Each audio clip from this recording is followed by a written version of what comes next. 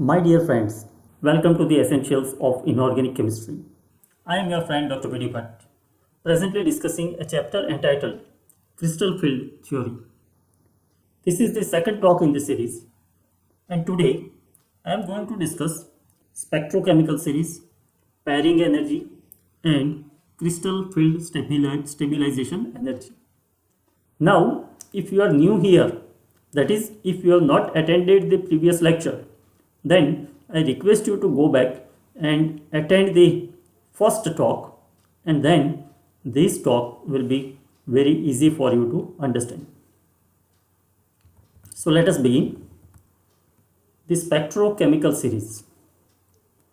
Now, in the first talk, we have already seen that upon introduction of octahedral or tetrahedral field, the degeneracy of the d orbitals splits. In case of octahedral field, it splits by delta O, and in case of tetrahedral field, the magnitude of splitting is given by delta T. Now, delta O is not a constant. Depending on the ligand, the value of delta O changes, which means that different ligands have different ability to split the d orbitals. An experimental study of the spectra of a large number of complexes was done, and based on that, the ligands were arranged in a series according to their capacity to cause the splitting of d orbitals, and this series is known as spectrochemical series. Some popular ligands in the spectrochemical series are listed here. Here you can see that I have shown I minus less than, Br minus less than, Cl minus, and so on, and NO2 minus less than Cn minus. This means that the splitting magnitude or the value of delta O will be maximum when the ligand is Cn minus, and it will be minimum when the ligand is I minus. Now, what difference does it make? It makes a very significant difference, because when you fill up the electrons in the orbitals, then irrespective of whether the ligand is I minus or Cn minus, the splitting is going to take place. But in case of Cn minus, the splitting will be very large, and in case of I minus, the splitting will be less. So, assume that you have an octahedral field, and the d orbitals have splitted into T2g and Eg. The T2g orbitals with lower energy and Eg orbitals with higher energy. And now you have, say, 4 electrons to be filled. So what happens? I will show you in one of the pictures. You will be able to understand. See, let me come over here and you will be able to understand. Let us see this part of the image. Apply the Aufbau principle, the Hund's rule of maximum spin multiplicity, and Pauli's exclusion principle. See, according to the Aufbau principle, if you had 3 electrons to be filled, then you will begin from here, the first electron here, then the second electron will prefer to go to an empty degenerate orbital rather than being paired in the same orbital. See, even though in this type of figures we separate this orbital lines a little bit, but I have already told you that all the 3 T2g orbitals are degenerate. They have the same energy. So, when the first electron comes, it can occupy any of the T2g orbitals. When the second electron comes, then it has 2 options. The first one is either to occupy any of the 2 empty T2g orbitals, or to occupy the orbital which is already occupied by one of the electron. Now if the second electron wants to occupy the orbital which is already half filled, then the spin of the second electron must be made opposite to that of the first electron, and for doing that some energy is required, and that energy is called pairing energy. But I have told you that according to the Hund's rule of maximum spin multiplicity, the degenerate orbitals are always occupied or always to be filled in such a way that the spin is maximum. The total spin of the configuration should become maximum. So what happens? The first electron, every electron will have either plus one half or minus one half spin. If we show it upwards, then we say that the spin is plus one half. If we show it downwards, then we will say that the spin is minus one half. So say you have two electrons like this in this picture. You have two electrons with opposite spin. Then the spin multiplicity or the total spin of this will be 0, because plus one half plus minus one half, it will be 0. But if these two electrons have been arranged like this, then what happens?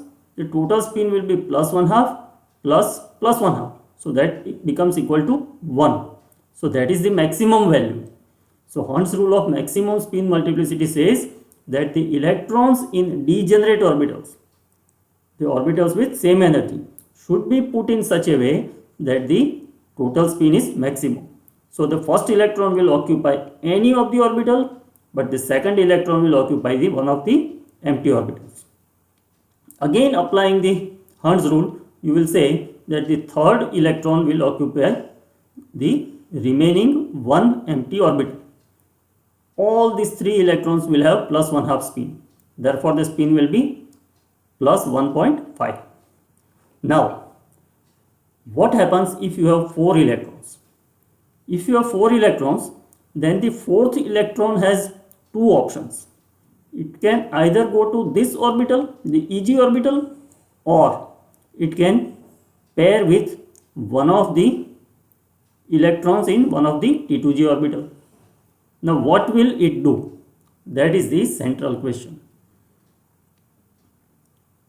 So what it will do depends on the difference in the value of delta O and P. Delta O is this energy difference, the splitting magnitude. If delta O is very large, that is, if we are talking about an octahedral complex with Cn minus S ligand, it is a strong filled ligand. Why it is called strong filled ligand? Because it splits the d orbitals with a great magnitude. Then for the fourth electron, it will be difficult to go upstairs, that is in the EG orbital. Instead of that, it would prefer to spend some energy which is called pairing energy, and it will get paired with one of the T2G electrons. So the entire game is about the difference between the delta O and P, that is the pairing energy. Whichever is less will be preferred by the electrons, and the value of delta O is based on the spectrochemical series. So that way the spectrochemical series is very important. So if you are having a complex with ligands like Cn minus, then you know that the value of delta O is going to be very large, and therefore some of the electrons will prefer pairing in the same orbital rather than going to the higher energy orbital. Now what will be the consequence of pairing? I will show you in one example. See, if I take this D4 configuration, I have shown it with two different figures. In both the cases, you have 4 electrons. Let us come to the left hand side. Here you have the first electron occupying T2G, second electron also occupying T2G, and the third electron also occupying T2G. The question comes only when the entry of fourth electron is concerned. So in this first figure, we show that the fourth electron is occupying Eg. It is occupying Eg because the value of delta O, that is this difference, is less than P, that is the pairing energy. So it would go to the higher energy orbital, and as a result the total spin of this complex will be plus 1 half plus 1 half plus 1 half plus 1 half is equal to 2. Here it will be plus 2. But if you had a strong field ligand, then what would have happened? Then again it would have been like the first electron occupies T2G, the second electron also occupies T2G, the third electron also occupies one of the T2G, but the fourth electron now does not prefer to jump to the Eg orbital because you have a strong field ligand, and therefore the value of delta O is very high and it would not prefer to jump, rather it would prefer to spend an energy called pairing energy, which is the energy required to overcome the inter-electronic repulsion and reverse its spin. So in this case you have a strong field ligand, and therefore you have this kind of arrangement of the electrons. Now let us calculate the total spin. You will see that the first electron has plus 1 half, but there is one more electron with opposite spin in the same orbital, therefore this becomes 0. Then you have plus 1 half and plus 1 half, which is equal to 1. So you have two configurations for D4. The first one, it has total spin is equal to plus 2, and the second one, which has total spin is equal to plus 1. So the arrangement in which the total spin is more is a high spin complex, and where the total spin is low, then you have a low spin complex. High spin complex, low spin complex. There is yet another way of looking at the same thing. This was the situation where the field was, or the value of delta O was less. That is why the fourth electron jumped. So the field is called a weak field. In a weak field, you obtain high spin complex. So it is also called a weak field complex. A weak field complex has a high spin. Come to the second figure, and you know that the total spin is less. Therefore it is called low spin complex.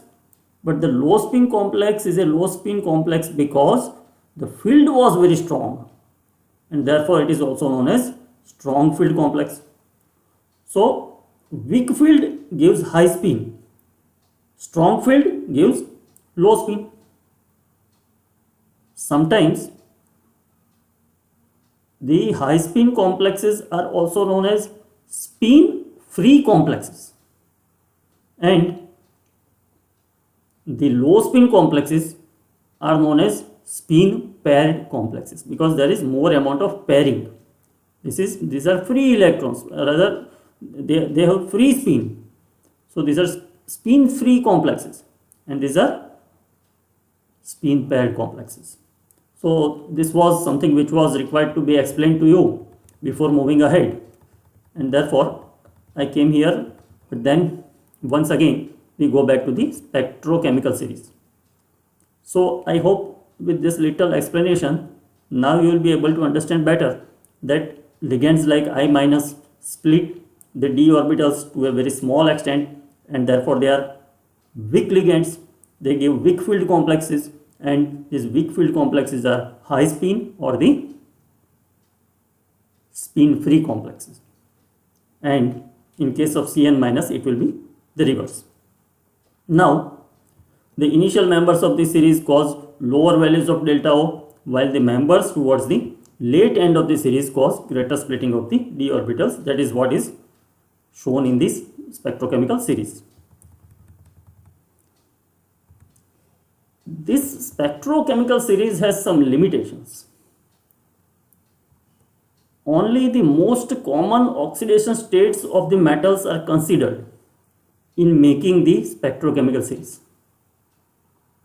You know, the transition metals have one very important property, that they can exhibit variable oxidation states. So, like cobalt can have cobalt plus 2 complexes and cobalt plus 3 complexes.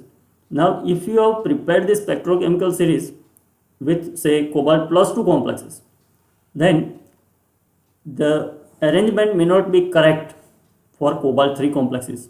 So, this is one of the limitations. Now, even with the common oxidation states of some metals, small variation in sequence of members is found sometimes. You know that this is not a quantitative series. This is just less than or greater than kind of thing. You are not saying that for I minus the value is say 0.6 and here you have 0.7 and 0.8 and so on. You are not writing the values. You are simply saying less than, greater than, less than. That is all. How much less than or how much greater than, that you don't know. So in some neighboring cases, it may happen that in a particular complex, the trend may be reverse. So that is yet another limitation of spectrochemical series. Now, let us see the distribution of d electrons in high and low spin complexes. I have already explained you in full details the meaning of high spin complexes and low spin complexes. The number of unpaired electrons in high spin and low spin states are sometimes different. Number of unpaired electrons are sometimes different. You will see that if you have D1 system or D2 system or D3, D8, D9, D10, then it doesn't make any difference whether the field is, strong or weak. If the value of delta O is more or less, you will get only one type of configuration. Let us consider the case D1. If you have only one electron, then just by the above principle, it will occupy the first T2G orbital. That's it. The field is strong or weak, it does not make any difference, because one electron will occupy the lowest energy orbital. In the same way, if you have two electrons, then the first can occupy any of the three orbitals, whereas the second can occupy any of the two empty orbitals. In the same way for the D3. When we go to D8, then also a similar situation will come. See, the 6 electrons. How do we do this? I will show you. If you have 8 electrons, then what you will do? First, second, third. Till then it is very clear. The fourth electron can either go here if the delta O is less, or if the field is weak. If the field is strong, it will pair over here. Okay. Let us assume that the field is weak. So 1, 2, 3, then fourth will come over here and fifth will come over here. Right? Then for the sixth electron, it has no option but to pair over here. For the seventh electron also, it has to pair over here. And for the eighth electron also, it has to pair over here. So if the field is weak, then it would appear like this only. Even if the field is strong, then also you will see the same thing. See, assume that this field is strong. Then the first electron will be here, second will be here, third will be here. Field is strong, therefore the fourth electron will be paired over here. Then the fifth will be paired over here. The sixth will be paired over here. Now the seventh electron has to go to the EG orbital, even though the field is strong. So seventh electron will go over here and the eighth electron will go over here. with the as unpaired electron. So same situation will come whether the field is strong or weak. In the same way, it takes place for the D9 configuration and D10 configuration. In case of D10 configuration, there are no options. You have 5 orbitals and 10 electrons. So there is only one way of filling it. So you have to simply remember that 1, 2, 3, 8, 9, 10 does not make any difference whether the field is strong or weak. It will give only one kind of spin. Now D4, D5, D6 and D7, they give two different types of complexes. D4 we have already seen. Come to D5. If the field is strong, then what happens? First will come over here, second will come over here, third will come over here. And okay, this is about weak. I will show you, this is about strong. The field is strong. First comes over here, second comes over here, third comes over here. Now about the fourth electron, the field is strong, that is the delta O is very large. Therefore the fourth electron comes here, and the same logic, fifth electron comes here. So strong field, low spin. This is your weak field, high spin. I will show you one more example. I am skipping this D6. I will show you D7. You have a D7 high spin. High spin means weak field. Weak field. So you have 7 electrons. The first will come over here, second will come over here, third will come over here. The fourth, the field is weak, therefore will easily jump, and the fifth will also jump. The sixth has now to pair, and the seventh has now to pair. So you have two pairs. The total spin will be, this will be 0, this will be 0, 1/2, 1/2, 1/2 is 1.5. But if it is a low spin, that is a strong field, then what happens? First in T2G, second in T2G, third in T2G, fourth also in T2G, fifth also in T2G, sixth also in T2G. But the seventh has to jump. So you will have this spin 0, this will be 0, this will be 0, but this will be plus 1/2. So here you have high spin, that is 1.5, and here you have low spin, that is 0.5. So that was something about the high and low spin complexes, or the arrangement of d electrons in high and low spin complexes. Now we have to discuss one very important concept. This is called crystal field stabilization energy. Now if you recall, while we had an octahedral field, we saw that the degeneracy of the d orbitals split into two, T2G and EG. The total magnitude of splitting is equal to delta O. But the decrease in energy of T2G, the three T2G orbitals, the energy decrease is equal to 2/5 delta O. And in the same way, the increase in energy of the EG orbitals, we have shown it as 3/5 delta O. Now this means that if one electron occupies T2G orbital, then the energy of the total system will be decreased by 1 multiplied by 2/5 delta O. So with this understanding, let us try to understand the concept of crystal field stabilization energy. The splitting of d orbitals result into lowering of energy of some of the orbitals as compared to the equilibrium positions. In case of octahedral field, the energy of the T2G orbitals is lower. Each of the electron occupying such orbitals results into lowering of the total energy.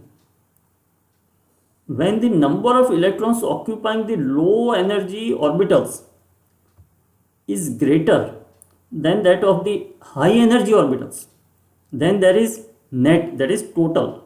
In total, the energy of the system will be decreased, and this energy is called crystal field stabilization energy. See, I will once again take you back to the figure. let us see the first figure only. You have 3 electrons in T2g orbitals and 1 electron in EG orbital.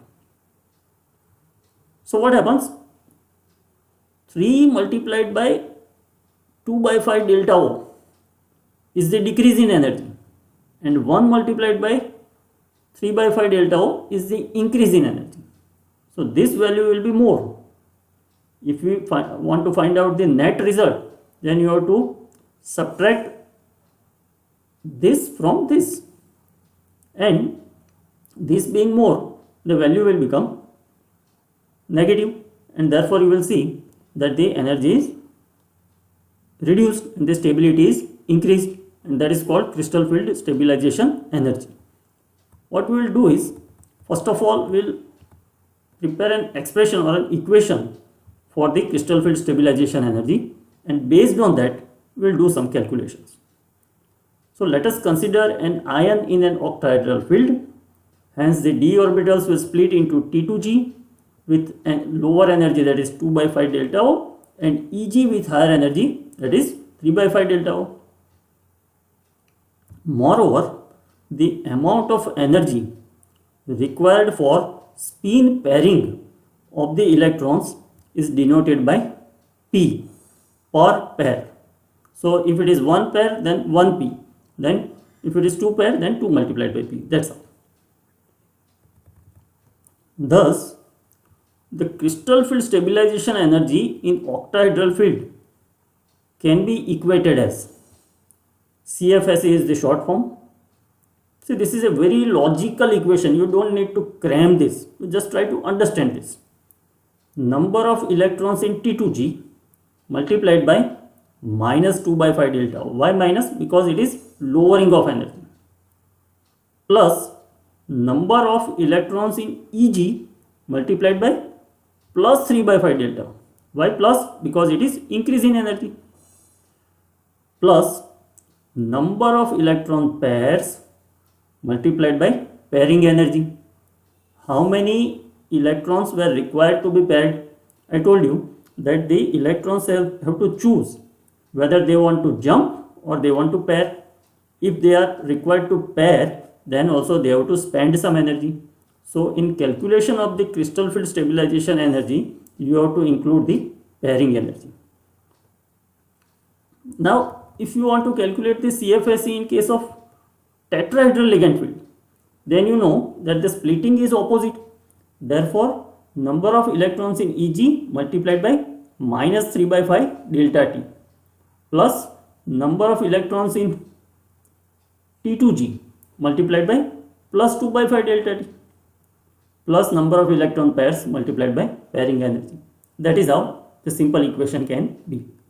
Now based on this understanding, let us solve a very simple problem. The question is, calculate in the units of delta O the CFSE of Fe plus 2 high spin ion in octahedral complex. Now see, you have to understand something from this. Fe plus 2 high spin ion in octahedral complex. The first thing is that the field is octahedral.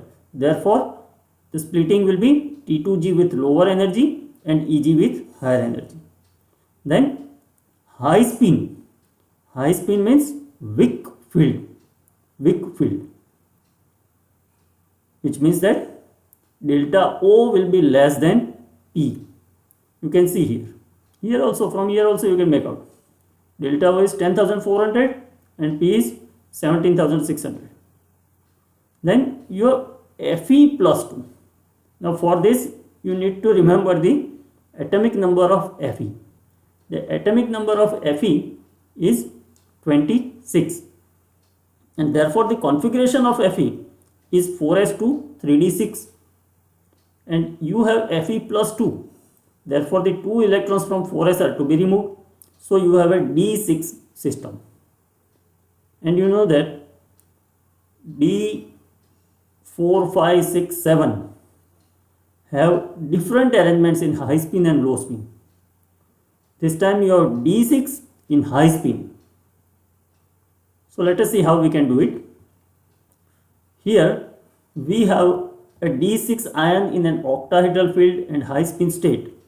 Therefore, there will be 4 electrons in T2G and 2 electrons in EG. See, you have a weak field. Let us try to put 6 electrons over here. The first will come here, the second will come here, the third will come here.